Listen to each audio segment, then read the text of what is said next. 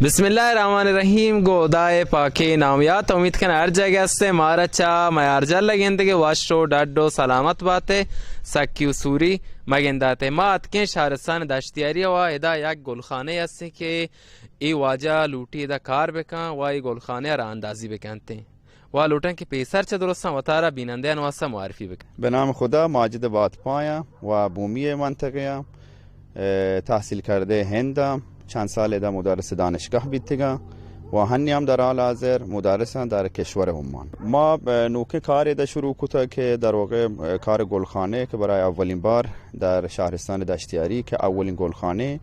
و لوته ده کشت بکنه گوجه فرنگی و خیار و هر محصولاتی که ده هستن برای این حداقل منطقه ما بتونه این محصولات تامین بکنه. لحاظی هم ما گوشیم یک نوع کارآفرینیه که ما در واقع تونه هم ده کارآفرینی 5-6 نفر هم ده در واقع سر کار بکنه و هم محصولات این منطقه هم بتونه تامین بکنه. چطور این ترش में ज़हना रस बेदा गुलखाने बजनता व पा जवाना नोस्ता इश्तिगाली जाद बेकंता البته منی اگر شما گنده که منی پروفیشن یا منی کار یک دیگه چیزه بله من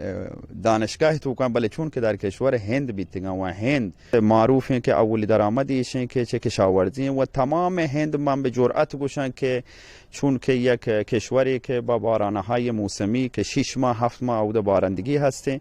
و گیشتر چیزی که عود درآمدی که هستنی از کشاورزی و این منی ایده ای ذهنات که من بیان ادا حداقل مارا که پتانسیل و ظرفیت هستن ما بتونه ادا پرچه ما کار نکنه ادا ما تونه حداقل 5-6 نیرو هم سر کار بکنه و کارآفرینی بکنه و درهای مختلفی ما تونه ادا اجرا بکنه یکی چشم مثلا گلخانه که دیگه ان شاء الله به زودی و این در واقع فاصله ما لوتنش بهره برداری و کشت بکنه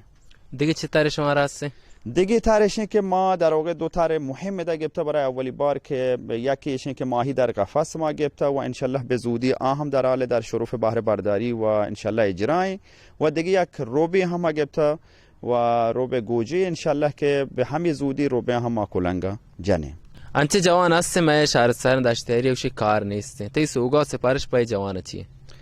که جوانی که گوشی بیکاره یا برو بلکه عادتی کوتا مثلا برو با ریسک یا برو مثلا سر مرز برو تو این چور ریسکا به خاطر یک بیستی گازوئیل سوختبری بکن ادا هزاران تر هستین که ادا مردم تونی راحت